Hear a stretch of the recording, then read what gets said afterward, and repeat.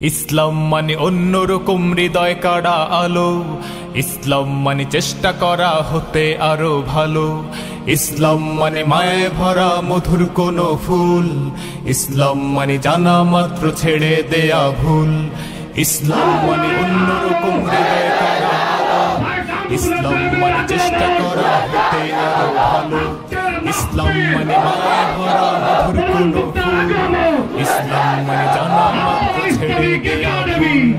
চারিদিকে শুনছি শুধু একটাই স্লোগান, ইসলাম ছিল ইসলাম আছে থাকবেই ইসলাম, ইসলাম ইসলাম ইসলাম ইসলাম। আসসালামু আলাইকুম ওয়া রাহমাতুল্লাহি ওয়া বারাকাতুহু। আলহামদুলিল্লাহ الحمد نحمده ونستعينه ونستغفره ونؤمن به ونتوكل عليه ونعوذ بالله من شرور أنفسنا ومن سيئات أعمالنا من يهده الله فلا مضل له ومن يضلله فلا هادي له وأشهد أن لا إله إلا الله وحده لا شريك له وأشهد أن محمدًا عبده ورسوله أرسله بالحق بشيرًا ونذيرًا وداعيًا إلى الله بإذنه وسراجًا منيرًا أما بعد فقد قال الله تبارك وتعالى في كلامه المجيد وفرقانه الحميد أعوذ بالله من الشيطان الرجيم ومن لم يحكم بما أنزل الله فأولئك هم الفاسقون। ঐতিহ্যবাহী নরসিংদী জেলার মাধবদীর আমদিয়া ডহরির টেক পাইকারদি বাজার সংলগ্ন আদ-দাওয়াহ ইসলামিক একাডেমির উদ্যোগে আয়োজিত আজকের এই দ্বিতীয় বার্ষিক ওয়াজ মাহফিলের দ্বিতীয় দিনের সম্মানিত সভাপতি, উপস্থিত সম্মানিত উলামায়ে কেরাম এবং অত্র এলাকার মান্যগণ্য সম্মানীয় ব্যক্তিবর্গ, দূরদূরান্ত থেকে আগত আমার প্রাণপ্রিয় দিনদরদি ভাইয়েরা এবং পর্দার আড়াল থেকে যারা আমাকে শুনছেন সে সকল মা ও বোনেরা, আল্লাহ সুবহানাহু ওয়া তাআলা আমাদেরকে কোরআনের মজলিসে দ্বীনি মাহফিলে দ্বীনের কথা শোনার জন্য, জানার জন্য, দ্বীন ইসলামকে বোঝার জন্য আজ এখানে একত্র হওয়ার তৌফিক দিয়েছেন। সেজন্য আমাদের রব্বে করিমকে আমরা শুকরিয়া জানাই, আলহামদুলিল্লাহ। আল্লাহ রাব্বুল আলামিন আমাদের জন্য যে সমস্ত বিষয়গুলোকে ফরজ করেছেন, এর মধ্যে একটা হলো আমাদের মৃত্যুর পর আমাদের সম্পদে আমাদের রক্ত সম্পর্কীয় আত্মীয়দেরকে এক একজনকে এক এক হিস্সা বা অংশ আল্লাহ তাআলা নির্ধারণ করে দিয়েছেন কোরআনে। জানেন তো আপনারা কোন সূরায় করেছেন? সূরায়ে নিসা, কোরআনের সবচেয়ে বড় আয়াত, সবচেয়ে দীর্ঘ আয়াত।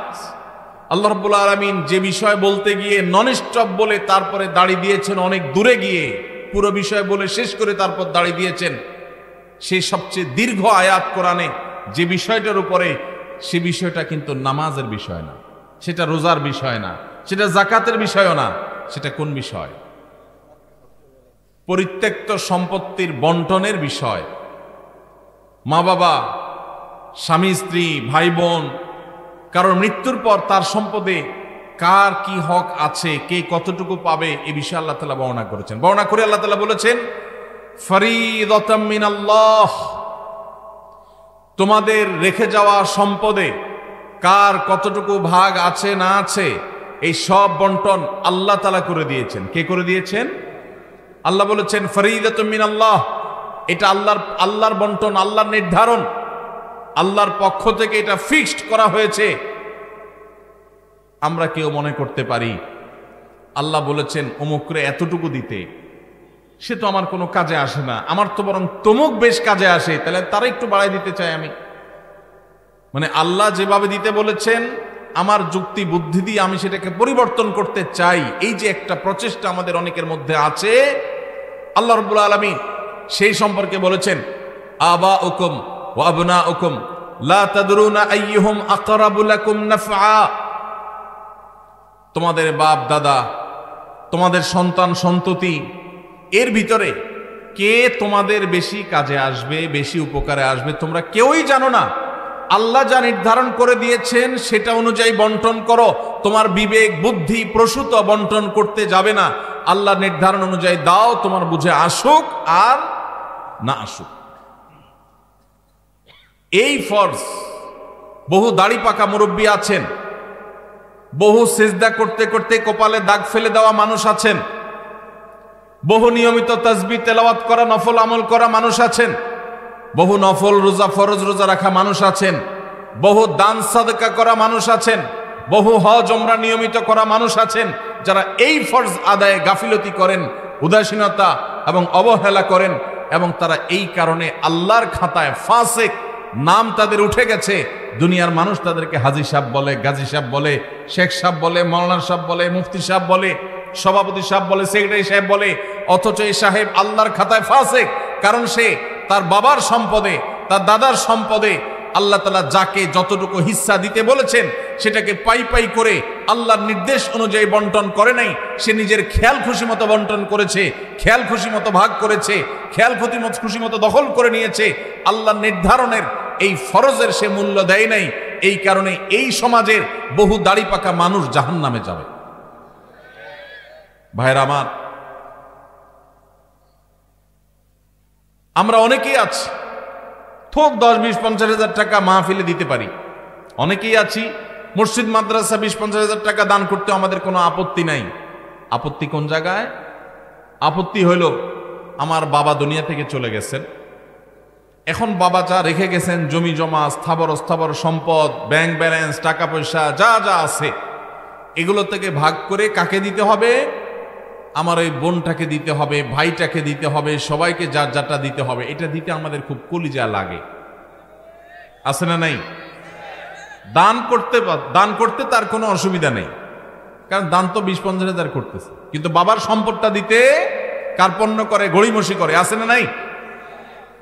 এই সমাজে যদি আপনি এ ক্লাসের মুসলমান দেখতে চান, খাঁটি মুসলমান যদি দেখতে চান, আসল মুসলমান যদি দেখতে চান, যেই মুসলমান শুধু সহজ আমল করে না, কঠিন আমলগুলোকে বুক চিতিয়ে বুক উঁচু করে করতে চায়, সেই মানুষগুলো হলেন তারা যারা বাবা মায়ের সম্পদে বা নিজেদের রক্ত সম্পর্কীয় আত্মীয় স্বজনদের সম্পদে যার যতটুকু হিস্সা আছে, কোরআন আল্লাহ তাআলা যতটুকু যাকে দিতে বলেছেন তাকে হিসেব করে পাই পাই করে ততটুকু দেয়, বিন্দু মাত্র বেশ কম করে না। এই মানুষগুলো হলো এই সমাজের সবচেয়ে ক্রিম মুসলমান, সবচেয়ে এলিট, সবচেয়ে এ ক্লাসের, আপার ক্লাসের মুসলমান। আপনারা আপার ক্লাসের মুসলমান হওয়ার চেষ্টা করবেন ইনশাআল্লাহ। মুরব্বীরা যারা আছেন, বাবাজিরা ভালো আছে যারা আছেন, আপনাদের বলছি সন্তানদেরকে ওসিয়ত করে যাবেন, ইসলাম নিয়ে এসে সেখানে লিখবেন রীতিমতো যে আমি মারা গেলে আমার সম্পদে কোরআন হাদিস যেভাবে বলেছে তোমরা ভাই বোনরা ঠিক সেভাবে পাই পাই করে হিসাব করে ওইভাবে বন্টন করবা, খবরদার এর কম বেশ করবা না। এটা ওসিয়ত করে যাবেন সন্তানদেরকে। এরপরে যদি কোনো সন্তান কিছু সম্পদ মেরে দেয়, ভাই বোনদের বঞ্চিত করে, কিছু থোক দিয়া লামসাম কিছু দিয়া তাদের কাছ থেকে দায় মুক্তির চেষ্টা করে, তাহলে ওই সন্তান দায়ী হবে। আর আপনি যদি জানেন আপনার মারা যাওয়ার পরে সন্তানরা এরকম সম্পদ নিয়ে তসরুফ করবে, 2 নম্বরই করবে, আর আপনি চুপচাপ চলে যান, তাদেরকে সতর্ক না করেন, তাহলে আপনিও আল্লাহর কাঠগড়ার আসামি হবেন। আর অনেক মুরব্বীরা আছেন যারা আপনাদের বোনদের সম্পদের হক দেন নাই, বাবার সম্পদ থেকে নিজেরা পাইছেন, বোনদেরকে দেন নাই, বোনদের সাথে চিটারি করছেন। কিভাবে চিটারি বলবো আমি? বাবার মৃত্যুর পর বোনরে দাওয়াত দিছেন, ভাগিনাদেরকে দাওয়াত দিছেন, দুলাভাইরে দাওয়াত দিছেন, আইনা ধুমসে একটা খাওন দিছেন, খাওয়ায়া নতুন নতুন বাজার থেকে শাড়ি টাড়ি আনছেন, আইনা বোনদেরকে শাড়ি, বাইগনাদের কাপড় চোপড়, দুলাভাইরে লুঙ্গি, যার যা মনে চাইছে দিছেন, দমছে খাওয়ায় টাওয়ায়, এখন আলাপ উঠাইছেন। আগে খাওয়ান দিয়েছেন পেটে, এরপরে আলাপ উঠাইছেন। কি আলাপ? আলাপ উঠেছেন, দেখো বোন, বাবা তো দুনিয়া থেকে চলে গেলেন, আল্লাহ তারা নিয়ে গেলেন, এখন জমি জমা গর্বিটা বাবার যেগুলো যেগুলো আছে শরীয়ত অনুযায়ী তো তোমাদেরও এখানে ভাগ আছে, কিন্তু বাবা যে সেই অসুস্থ হয়েছে ওই থেকে বাবার সব ট্রিটমেন্ট, ডাক্তার খরচ, এগুলো সব তো আমারই করা লাগছে, তোমাদেরও মানুষ করা লাগছে। এখন এখানে তোমাদের ভাগ আছে সেটা তো আমি জানি, এখন এগুলা কি করা তোমরাই বলো, বল তোমাদের কোর্টে, বল তোমাদের কোর্টে। এটা হলো খুব সূক্ষ্ম চিটারি, এটার নাম হলো সূক্ষ্ম চিটারি। ডাকাতি বাটপারির বিভিন্ন ধরন আছে, তো এটা এক প্রকারের বাটপারি। কেন বাটপারি বললাম? কারণ ওই যে বোনটাকে বললেন বাপের বাড়িতে আইনা খাওয়াইয়া দাওয়া, বাপ মরার পরে মনটা এমনি নরম, আরো মেয়ে মানুষ, যখন এটা বলছেন আপনি, তখন সে কি বলবে? বলেন কি বলবে? বলবে থাক ভাই, আমার কোনো দায় দাবি নাই, আপনি তো কষ্ট মষ্ট করছেন, বাবার সব ডাক্তার কবিরাজ খরচ দিছেন, দেখাশোনা করছেন, থাক আমাদের দিতে হবে না, আপনি দোয়া করে দিন। মনের ভিতরে ব্যথা চাপায়া, মেয়ে মানুষ মাত্র খাওয়াইছে ভাইয়ে, এখন যদি মুখের উপরে যদি বলে ভাই কি খরচ বরচ হয়েছে সেগুলো সব কাইটা রেখা বাকি যেগুলো থাকে এগুলোতে আমাদের কত হয় হিসাব নিকাশ করে দিয়ে দিয়েন, এটা বললে ওই বোনের আর রক্ষা আছে? পুরো এলাকাতে বদনাম ছড়ানো হবে যে আমার বোন বাপটা মইরা সারে নাই, কবরে রাইখা সারি নাই, এখন সে ভাগ চাইতে আসছে। এবার আমরা শুরু করব তাকে দুর্বল জায়গায় আঘাত করে তাকে দুর্বল করার। এই রোগটা আমাদের সমাজে আছে না নাই? মুরব্বীরা বাবাজিরা যারা আছেন কান খাড়া করে শুনে রাখেন, লম্বা দাড়ি নিয়া, তসবি তালিল নিয়া, নামাজ রোজা নিয়া ওয়াজ শুনতে শুনতে কানটা ঝালাফালা করে গেছেন, 2 পয়সার কোনো লাভ হবে না যদি বোনদের হক মেরে থাকেন। কিয়ামতের ময়দানে এই বোন দেখবেন দাঁড়ায় গেছে, এক চুল পরিমাণ ছাড় হবে না, যত আমল করেছেন সব দিয়ে জাহান্নামে যেতে হবে যদি বোনদের হক মেরে থাকেন। এই জন্য বাবারা এই চিটারি করা যাবে না, ভাইয়েরা এই চিটারি করা যাবে না। যেসব ভাইয়েরা বাবা মার মৃত্যুর পর বোনদের হক দেন নাই, অনেকে মায়ের হক দেয় না, মায়েরও হক আছে। আপনার বাবা মারা গেছেন, আপনার মা তার স্বামীর সম্পদে তার হক আছে না নাই? কয়জন সন্তান বলতে পারবেন যে আমার বাবা মারা গেছে, মাকে হিসাব করে দিয়ে দিছি? কয়জন বলতে পারবেন? এক ভাই হাত তুলছেন, আর আছেন যে মাকে হিসাব করে দিয়েছেন, আরেক ভাই হাত তুলছেন মাশাআল্লাহ, আরেক ভাই হাত তুলছেন, 2-4 জন হাত তুলছেন মাশাআল্লাহ। বেশিরভাগ মানুষ হাত তোলেন নাই, অনেকের হয়তো বাবা আল্লাহ তাআলা বাঁচায় রাখছেন, আরো বাঁচায় রাখুক, আমরা দোয়া করি। কিন্তু যদি দুনিয়া থেকে চলে যায় তাহলে ওলামা একরামের কাছ থেকে মাসআলা জেনে কোরআন যাকে যতটুকু দিয়েছে তাকে ততটুকু দিবেন তো ইনশাআল্লাহ? কারা কারা দিবেন? হাত তোলেন, হাত তোলেন, পাক্কা নিয়ত করে হাত তোলেন, আন্দাজে হাত তুলবেন না। সম্পদের লোভ করব না, বলেন সম্পদের লোভ। আল্লাহর দেওয়া বন্টন অনুযায়ী পাই পাই করে সবাইকে বুঝাই দেব ইনশাআল্লাহ। আল্লাহ আমাদের সব ভাইকে তৌফিক দান করুন। ভাই বরকতের মালিক কে? বরকত দেওয়ার মালিক কে?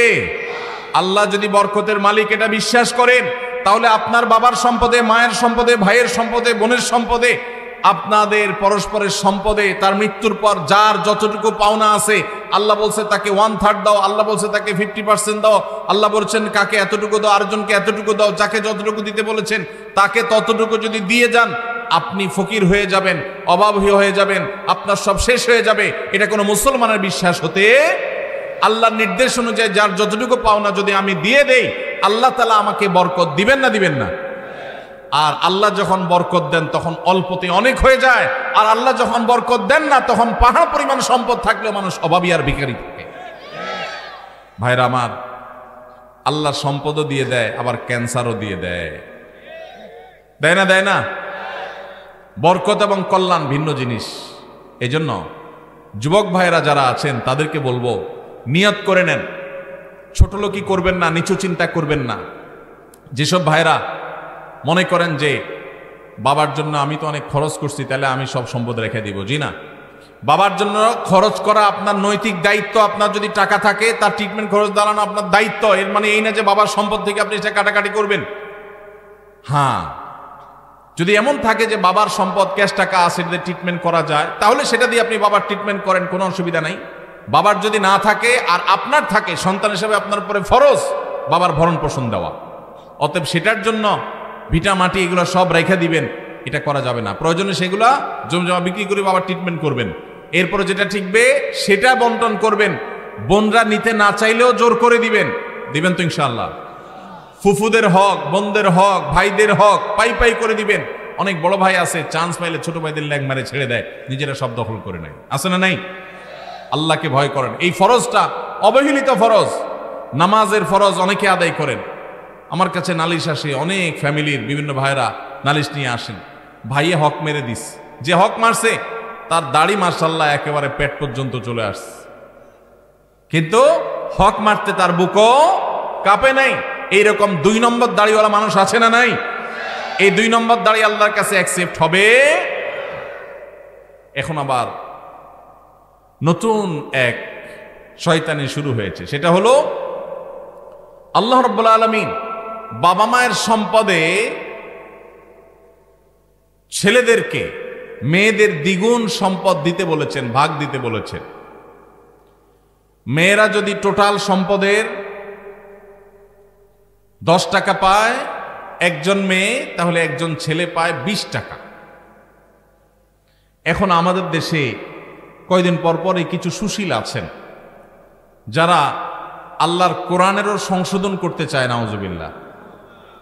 তারা দাবি তোলে যে সমান অধিকার দিতে হবে, এবং সমান অধিকার কথাটা শুনতে বেশ সুন্দরই শোনা যায়, ভালোই লাগে। আমরা অনেকে বিভ্রান্ত হয়ে যাই।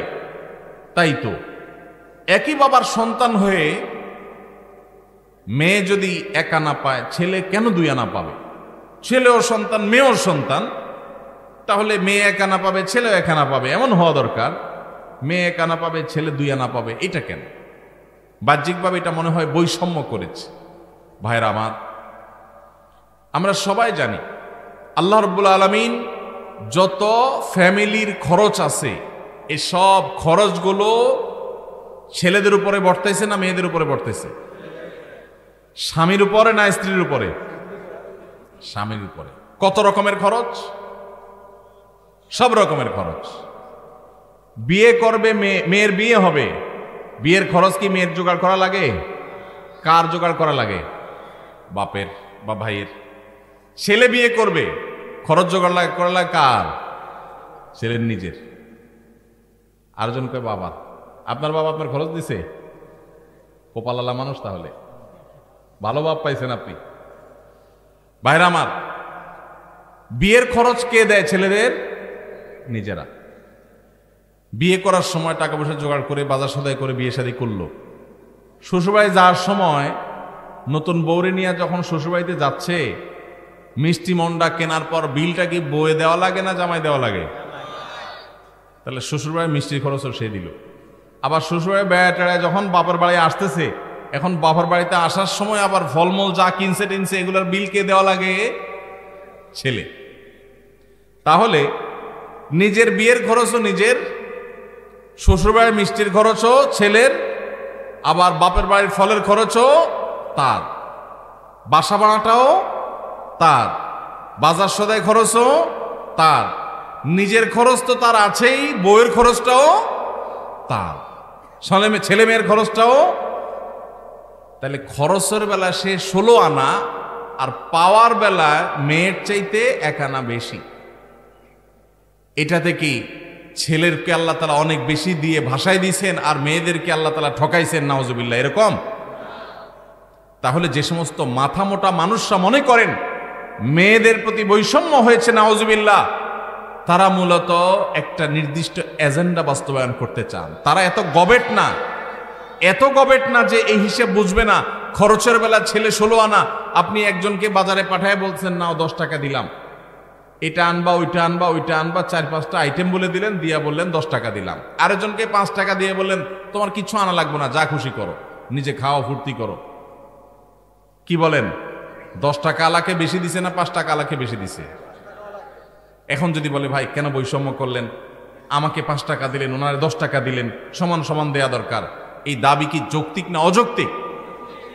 এই অযৌক্তিক দাবি বিভিন্ন সময় আমাদের সমাজে কিছু সুশীলরা, নামধারী কিছু সুশীলরা তারা তোলে। এরা কেন তোলে আমি যদি বলছিলাম, একটা দুর্বিসন্ধি আছে। সেই দুর্বিসন্ধিটা কি? আমাদের এই সাবকন্টিনেন্টে মুসলমান তো মুসলমান, আমাদের হিন্দু ভাইরা, খ্রিস্টান ভাইরা, বৌদ্ধ ভাইরা, এই অঞ্চলের সব ধর্মের মানুষদের একটা কমন কালচার আছে। সেটা কি? সেটা হলো পুরুষরা তারা বাহিরের জগৎটা দেখভাল করে, টাকা পয়সা কামাই করা, রুজি রোজগার করা, যা লাগে সব বাহিরের সব দেখে, বাজার সদে সব দেখে। আর ভেতরের সাইডটা কে দেখে? মহিলারা দেখে। এটা হলো আমাদের সাবকন্টিনেন্টের ধর্মীয় এবং আমাদের সামাজিক কালচার। এবং এটা আমাদের কালচার বললে ভুল হবে, এটা মানব সভ্যতার শুরু থেকে চলে আসা একটা কালচার। পৃথিবীর অমুসলিম প্রধান দেশগুলো, বিশেষ করে পশ্চিম অঞ্চল, তারা এই কালচারটাকে পরিবর্তন করে ফেলেছে। তাদের সমাজে কি হয়, বাসা ভাড়া নিলে অর্ধেক খরচ জামাইয়া দেয় আর অর্ধেক খরচ বইয়ে দেয়। জানেন তো আপনারা, বাজার সদায় সবকিছু 50% ভাগযোগ করে দেয়। এখন এই যে মেয়েদেরকে সমান অধিকার দেওয়ার নাম করে বাবার সম্পদে ছেলেদের সমান দিতে যারা দাবি করছেন, তারা মূলত চান আমাদের এই সমাজটাও পশ্চিমা সমাজের মতো হয়ে যাক, অর্থাৎ মেয়েরা পাওয়ার বেলায় তারা অর্ধেক পাবে, ছেলের মতো সমান সমান পাবে, খরচের ক্ষেত্রেও তারা সমান সমান শেয়ার করবে। এই দিক থেকে তারা মনে করে যে বৈষম্য দূর হবে, সাম্য প্রতিষ্ঠা হবে। মূলত যেটা আসলে হবে, পশ্চিমাদের যেটা হয়েছে সেটা হলো এই পরিবার ব্যবস্থাপনাটা ভেঙে চুরমার হয়ে যাবে। এমনিতেই স্বামী স্ত্রীর মধ্যে সম্পর্ক দিন দিন যায় অবস্থা। এরপরে যদি বলেন যে বউরে বলেন ঠিক আছে বাসা ভাড়া তুমি অর্ধেক দাও, ছেলেদের খরচ অর্ধেক দাও, সবকিছু অর্ধেক দাও, তাহলে এবার কামড়া কামড়ি নিজেদের মধ্যে অশান্তির পরিমাণ বাড়বে না কমবে? এর প্রমাণ হলো পশ্চিমে যদি আপনি তাকান দেখবেন সেসব দেশগুলোতে বৈবাহিক সম্পর্ক এটা সোনার হরিণ হয়ে গেছে। স্বামী স্ত্রী বলতে যে একটা সুখের সংসার, এটা তাদের কাছে সোনার হরিণ হয়ে গেছে। পরিবার ব্যবস্থা ভেঙে ধ্বংস হয়ে গেছে। এখন সেটাকে এদেশে যারা আমদানি করতে চায় তারা এদেশের মানুষের শত্রু। এই শয়তানের দোসরেরা আল্লাহর বিধান থেকে, কোরআন থেকে আমাদেরকে সরাতে চায়। আমাদের সংবিধানে, আমাদের আইনে কোরআনের তো অন্য কোনো কিছু নাই। যা ছিটে ফোটা দুই একটা আছে, সেগুলো খাঁজে বাজে থাকা কণাগুলোকে ধুয়ে পরিষ্কার করার জন্য যখন যারা সরকারে আসে তাদের ঘাড়ে সওয়ার হওয়া এই পশ্চিমাদের দোসরেরা, তারা এই দেশে থাকে, এই দেশে খায়, দালালি করে পশ্চিমাদের। এদের ষড়যন্ত্রের ব্যাপারে আমাদের সতর্ক থাকতে হবে, সাবধান থাকতে হবে। আমাদের অবশ্যই বোনরা, মেয়েরা নানাভাবে নিগৃহীত, তাদের সপক্ষে আমাদের কথা বলতে হবে, কিন্তু তার জন্য আল্লাহর আইন, আল্লাহর বিধানকে পরিবর্তন করার কোনো প্রয়োজন নাই। তাহলে কি করতে হবে? দেখুন, আমাদের সমাজে এটা ঠিক যে অনেক স্বামীরা নিজেরা ইনকাম করে বলে স্ত্রীদের খোঁটা দেয়, কথার তলে রাখে, কথা শোনাতে থাকে, কষ্ট দেয়, এবং কথায় কথায় তাদেরকে এই যে উপায় উপার্জন করে, টাকা পয়সা নিয়ে আসে, বাজার সদাই করে, এগুলোর তুলনা দেয়। এই যে ছোট লোকিগুলো পুরুষরা করে, সেগুলো বন্ধ করতে হবে। সেগুলো বন্ধ করার জন্য মেয়েদেরকেও আপনি বের করে দিবেন, চাকরি করাবেন, অথবা তাদেরকে সম্পদের ভাগ দিবেন, তাতে বন্ধ হয়ে যাবে। এটা আমরা সঠিক মনে করি না। তাহলে কি করতে হবে? তাহলে নারীদের প্রতি নিগ্রহের রাস্তাগুলো বন্ধ করতে হবে।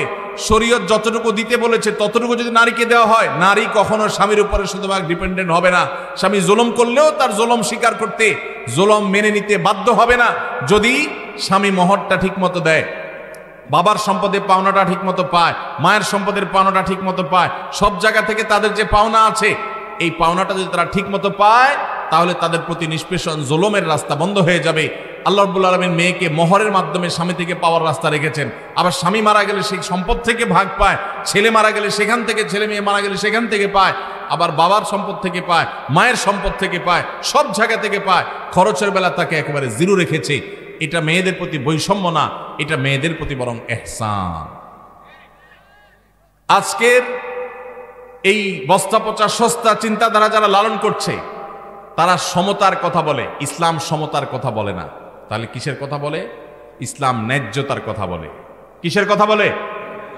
সমতা এক জিনিস, ন্যায্যতা আরেক জিনিস। সব সময় সমতা ইনসাফ প্রতিষ্ঠা করে না, কিন্তু ন্যায্যতা সব সময় ইনসাফ প্রতিষ্ঠা করে। কিভাবে? ছোট ছোট কয়েকটা উদাহরণ নেন। আপনার একটা ছেলে আছে, একটা মেয়ে আছে। ছেলেটার বয়স মনে করেন 15, মেয়েটার বয়স ধরেন 12।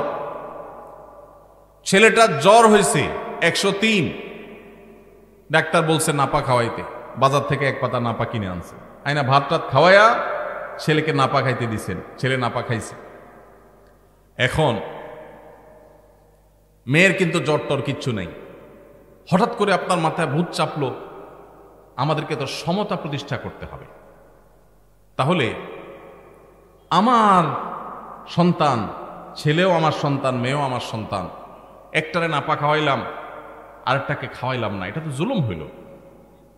এই জন্য মেয়েরে বলছেন হা কর, হা কর। হা করাই আপনার সুস্থ সবল মেয়েটারে আপনি নাপা খাওয়াই দিলেন।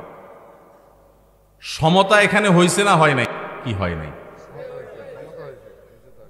ওয়াজ কি বুঝে শুনে কথা বলেন, না বুঝে জবাব দেন। সমতা হয়েছে না হয় নাই ভাই? সমতা হয় নাই?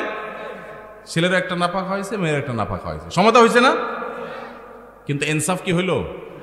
ইনসাফ কি হইল? জুলুম হয় নাই? সুস্থ মানুষকে নাপা খাওয়ায় কিডনি নষ্ট করার কাম হয় নাই? ভাইরা আমার, ইসলাম সমতার কথা বলে না। সমতা বললে শুনতে খুব মুখরোচক শোনা যায়, সব জায়গায় সমতা হলে ভালো হয় না। ন্যায্যতাটা সবসময় ভালো হয়। আল্লাহ ন্যায্য দিতে বলেছেন, ন্যায্য যার যতটুকু দরকার। একটা ছেলে 20 বছর বয়স, আরেকটা 10 বছর। ঈদ আসতেছে, রমজানে মার্কেটে যায় কেনাকাটা করলে আমল নষ্ট হবে, এই জন্য আগে ভাগে ঈদের জামা কিনতে গেছেন। এখন যা জামা কিনে ফেলছেন, একটা পাঞ্জাবি, 2টা পাঞ্জাবি কিনছেন। যেহেতু আপনার মাথায় ভূত ঢুকছে, ওই যে পশ্চিমের ভূত, যে সমতা প্রতিষ্ঠা করতে হবে, সমান অধিকার দিতে হবে, সেজন্য কি করছেন? জামা কিনতে যায়, জামাতে কিনতে গিয়া দোকানদারে বললেন, ভাই আমারে 2টা জামা দেন, সেম ডিজাইনের, সেম কালারের, সেম সাইজের। 2টা জামা নিয়ে আসলেন। আইনা 20 বছরের ছেলের যে পাঞ্জাবি দিলেন, একই সাইজের পাঞ্জাবি 10 বছরের ছেলেরও দিলেন। সমতা কি হয়েছে না হয় নাই?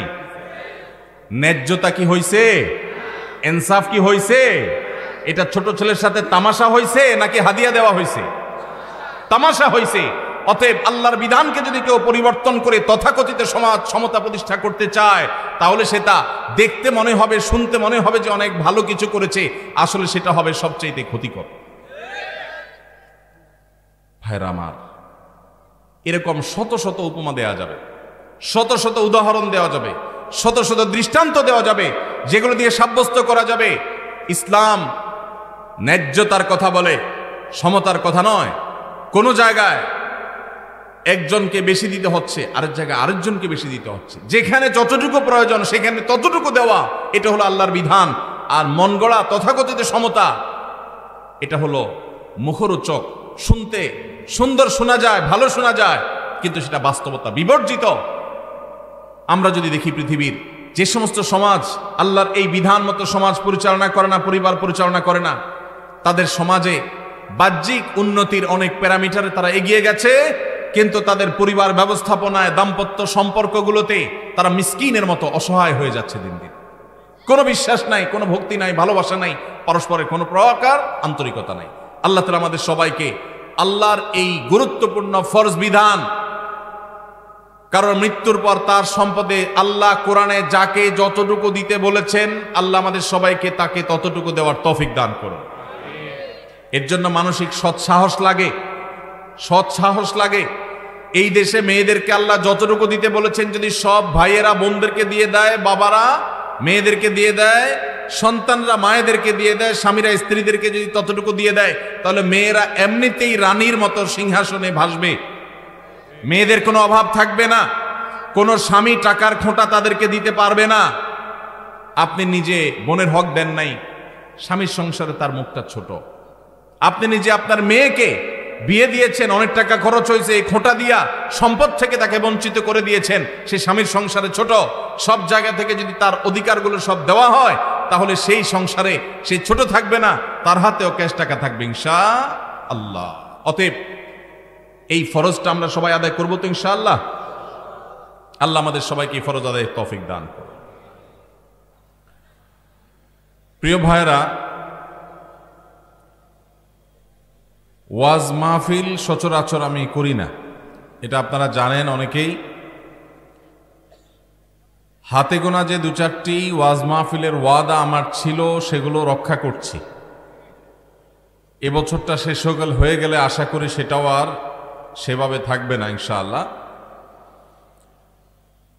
তবে আজকের এই মাহফিলে আসার বিশেষ তাৎপর্য হলো, এ এলাকার কৃতি সন্তান, তরুণ উদীয়মান আলেমে দ্বীন, জামিয়া কাসেমিয়া নরসিংদীর উস্তাজ জনাব শেখ সিফাত হাসান হাফিজাহুল্লাহ, তিনি এখানে একটা দ্বীনী প্রতিষ্ঠান গড়ে তুলেছেন। এই প্রতিষ্ঠান যখন কোনো ভিটাও এর ছিল না, প্রতিষ্ঠান করার পরিকল্পনা চলছে, তখন গভীর রাতে একবার কোনো প্রোগ্রাম থেকে যাওয়ার পথে আমি দেখে গিয়েছিলাম। আল্লাহর অশেষ মেহেরবানিতে, তার অক্লান্ত পরিশ্রমে অনেক অল্প সময়ে এই প্রতিষ্ঠান, এটা বাস্তব প্রতিষ্ঠানের রূপ নিয়েছে। এখানে বাচ্চারা দ্বীনী শিক্ষা অর্জন করছে, এলাকার মানুষ আলোকিত হওয়ার সুযোগ পেয়েছে। এলাকাবাসীর জন্য এটা অনেক বড় সৌভাগ্যের বিষয়, এবং এই প্রতিষ্ঠানের খাতিরেই মূলত আমার এখানে আসা। শেখ সিফাত হাসান এই এলাকার সন্তান, সেই হিসাবে আমি আসি নাই, এবং উনি এলাকার সন্তান হয়ে দাওয়াত দিলে আমি আসতামও না, কারণ উনি সন্তান হলেই কি না হলেই কি, বড় জোর তার বাসায় ব্যক্তিগত পরিচয়ে যেতাম, সেটা ভিন্ন বিষয়। কিন্তু এই প্রোগ্রামে এসেছি আমি প্রতিষ্ঠানের মায়ায়। এই প্রতিষ্ঠানটা এই এলাকার মানুষের জন্য অনেক বড় গৌরবের ব্যাপার, অনেক বড় নেয়ামত। এলাকাবাসী অনেকে আপনারা অর্থকড়ি দিয়ে, বুদ্ধি, মেধা, শ্রম দিয়ে নানাভাবে সহযোগিতা করেছেন। সিফাত ভাই মাশাআল্লাহ অনেক মেহনত পরিশ্রম করে, অক্লান্ত গাদাখাটুনি দিয়ে প্রতিষ্ঠানকে এই পর্যায়ে নিয়ে এসেছে। তো আমিও এসেছি যেন একটি সুন্দর প্রতিষ্ঠানের, একটা দ্বীনী শিক্ষা প্রতিষ্ঠান, যেখান থেকে বহু হাফেজ, আলেম, দাঈল আল্লাহ তৈরি হবে ইনশাআল্লাহ, এরকম একটা প্রতিষ্ঠানে আপনারা যারা অংশগ্রহণ করেছেন, আমিও এখানে উপস্থিত হয়ে এই প্রোগ্রামে সামিল হয়ে সে অংশগ্রহণকারীদের কাতারে সামিল হলাম। এই জন্যই মূলত আমার আশা। এই প্রতিষ্ঠান না হলে এই গত 2 দিনে যে সমস্ত ওলামা একরামকে আপনারা পেয়েছেন, গতানুগতিক মাহফিল, এর চেয়ে অনেক বড় মাহফিল, অনেক নানা দিক থেকে গুরুত্বপূর্ণ মাহফিলও সে সমস্ত আলেমদেরকে পাওয়া সম্ভব না, মানুষ পায় না। এখানে আপনারা যে সমস্ত ওলামা একরামকে কালকে আজকে 2 দিন ব্যাপী পেলেন, সেটা এই মাদ্রাসার সুবাদে, সেটা এই মাদ্রাসার কারণে, মাদ্রাসার প্রতি, এই দ্বীনী শিক্ষা প্রতিষ্ঠানের প্রতি, আদ-দাওয়া একাডেমির প্রতি আপনাদের এই কৃতজ্ঞতা বোধ যেন সারা জীবন থাকে। এলাকাবাসীর চেষ্টা করবেন তো ইনশাআল্লাহ। এই মাহফিলের একটা দিক আমি লক্ষ্য করেছি গত বছরও এবছরও, সেটা হলো পোস্টারে বহু মানুষের নাম লেখা। এই যে এত মানুষের নাম পোস্টারে লিখতে হয়, এই পোস্টারটা কি পোস্টার না তাবিজ, এটা বোঝাই কঠিন। এত নাম পোস্টারে থাকার কারণ কি? কারণ পরিষ্কার। কারণ হলো, বেচারা সিফাত হাসান মাহফিল করছে, আদ-দাওয়ার মাহফিল চলছে, সেই মাহফিলে যদি কারোর নাম না থাকে তিনি নাখোশ হয়ে যাবেন। এই জন্য সবার নাম ঢুকাতে ঢুকাতে তাবিজ হয়ে গেছে। এখন এলাকার মান্যগণ্য ব্যক্তিবর্গ যারা আছেন, রাজনীতি করেন আর ব্যবসা বাণিজ্য করেন, যে যেটাই করেন না কেন, এইসব প্রতিষ্ঠানে লেগে থাকা কপালের ব্যাপার, সৌভাগ্যের ব্যাপার। নাম লিখলে টাকা দিব আসবো না, নাম না লিখলে আসবো না, টাকা দিব না, আসলে এই সমস্ত মানুষের কোনো প্রয়োজনও নেই। আমি শ্রদ্ধা রেখে সবার প্রতি বলতে চাই, আল্লাহর জন্য মাহফিলে আমরা আসছি সংশোধন হইতে। এখান থেকে আজকে আপনাদের জন্য এই বিশেষ যত সম্মানীয় অতিথি আছে তাদেরকে বলতেছি, আপনাদের সংশোধনের জন্য বলছি, আল্লাহর ওয়াস্তে পরবর্তী বছর বলে দিবেন, সিফাত ভাই তোমার মাহফিলে এমনিই যাব ভাই, নাম আমার দিতে হবে না, টাকা যেটা দেওয়ার আল্লাহকে খুশি করার জন্য দিব, তোমার নামের জন্য আমি দেব না। এইটা আমাদের মুরব্বীরা, গণ্যমান্য ব্যক্তিবর্গ, এলাকার নেতৃবৃন্দ, আপনারা যদি এটা করতে পারেন তাহলে এটা একটা ঐতিহাসিক দলিল হয়ে, একটা দৃষ্টান্ত হয়ে থাকবে ইনশাআল্লাহ। চেষ্টা করা যাবে না ইনশাআল্লাহ? আল্লাহ আমাদের ভাইদেরকে সেরকম ইখলাস দান করুন। সব জায়গায় ঢোল পিটালে চলবে রে ভাই, কিছু জিনিসটাও কবরের জন্য রাখা লাগবে। সব জায়গায় দেয়ালে, তারপরে কি বলে ওইটাকে, তোরণে, গেইটে, পেপারে, ব্যানারে, কত লাগে নাম রে ভাই। কিছু জিনিস অন্তত আখিরাতের জন্য রাখেন না, টাকাটা দেন এখানে, ওইটার পেমেন্ট নিয়ে আখিরাতে সব। চেষ্টা করা যাবে না ইনশাআল্লাহ? আমি আশা করব যে দিনী শিক্ষা প্রতিষ্ঠানের প্রতি তাকায়া তারা তাদের এই নিষ্ঠার পরিচয় দিবেন। আমি আশা করি তারা কেউ নাম চান নাই, এটা সিফাত ভাই নিজে উপযাজক হয়ে দিয়েছেন। তাহলে আসামি তো আপনি নিজেই। আমি তো ভাইদের দোষ দিচ্ছি না, দোষ তো আপনার। জি মাশাআল্লাহ, ভাইরা বলেন নাই, তাহলে এই এলাকার মানুষের একটা ভালো দিক এটা। কিন্তু সামনে থেকে ভাইদের দায়িত্ব থাকবে, যার যার নাম এবছর আছে আগামী বছর বলবেন ভাই আমার নাম যেন না থাকে। চেষ্টা করা যাবে? এইটা যদি কোনো ভাই বলে, আপনি আমার পক্ষ থেকে তাকে বিশেষ শুভেচ্ছা জানাই দিবেন। দরকার হলে ফোনে আমি তার সাথে একটা কথা বলে দেব। কারণ আমাদের কাছে কিছু নিষ্ঠাবান মানুষ দরকার।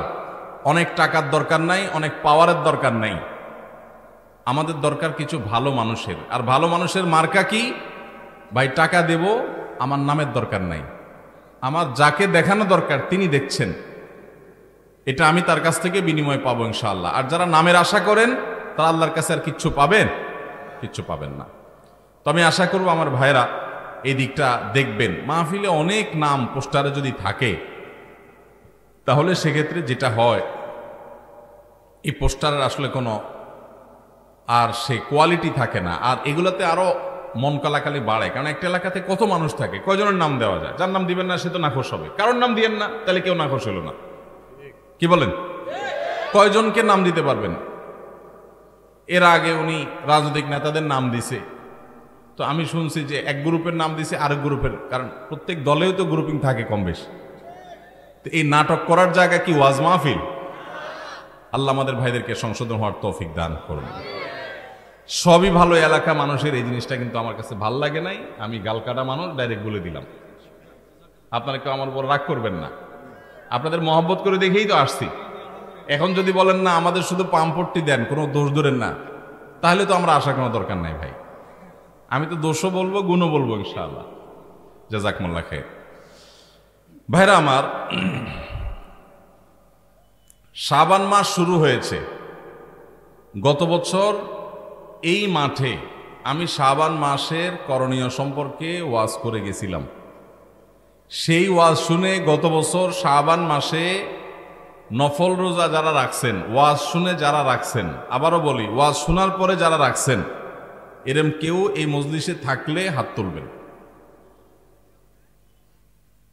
গত বছর আমরা শাবান মাসে নফল রোজা রাখার ব্যাপারে নবী সাল্লাল্লাহু আলাইহি ওয়াসাল্লামের সুন্নাহ নিয়ে কথা বলছিলাম। সেই কথা শুনে যারা গত বছর শাবানে 2-4টা রোজাও রাখছেন, এরকম কেউ থাকলে হাত তোলেন।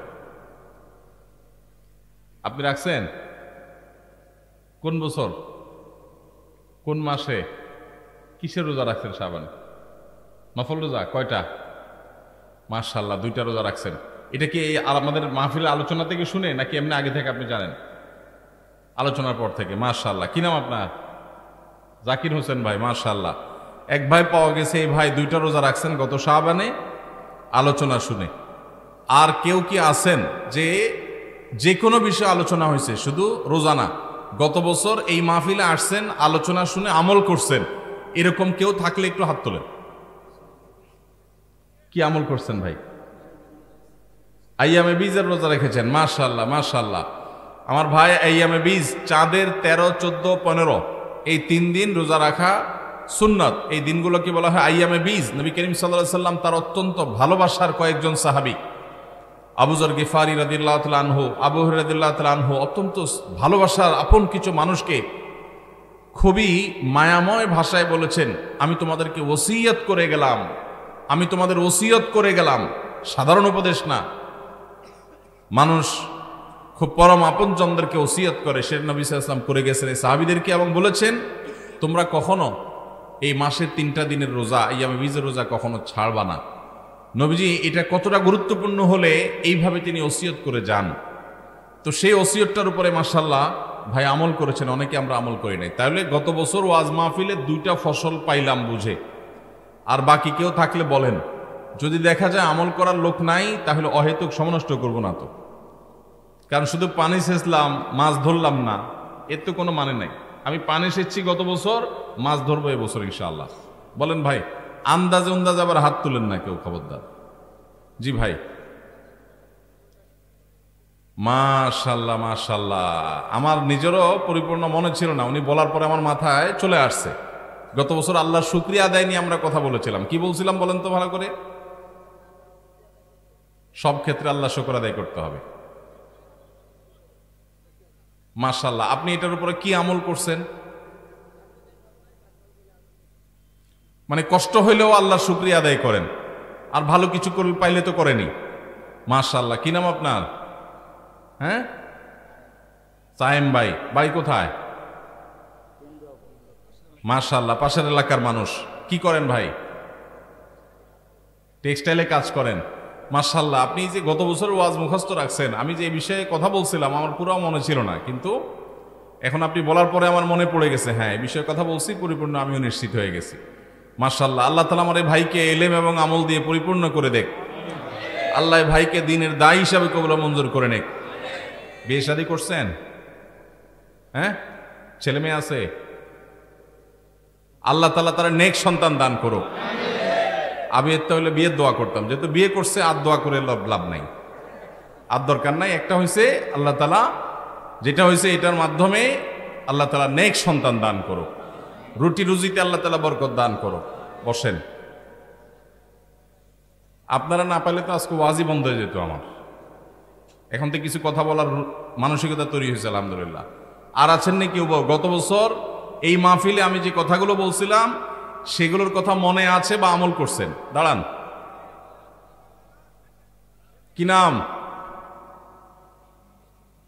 সুমন মিয়া। বলেন কি ওয়াজ করছিলাম, আপনি কি আমল করছেন? জি, রোজা রাখছিলেন কোন মাসে? শাবান মাসে।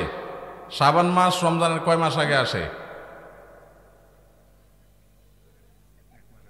পাশ থেকে কেউ নকল সাপ্লাই করছে নাকি? আচ্ছা, মজা করছি, নকল সাপ্লাই করেন, আপনি সঠিক বলেছেন। মাশাআল্লাহ। কয়টা রোজা রাখছেন ছোট ভাই? 2টা রোজা রাখছেন। মাশাআল্লাহ, আল্লাহ তাআলা আমলের তৌফিক দান করুক। বসেন। ভালো লাগলো যে আরেক ভাইও আমল করেছেন, আরো হয়তো কিছু ভাই আমল করেছেন। মাশাআল্লাহ, এটা একটা ভালো দৃষ্টান্ত। আর কি বলছিলাম?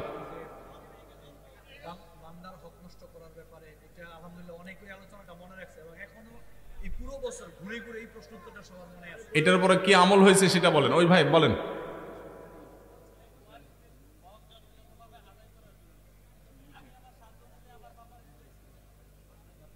মাশাআল্লাহ, এখন বাবার জীবদ্দশাতে সব ভাগযোগ করে নিয়ে নিছেন?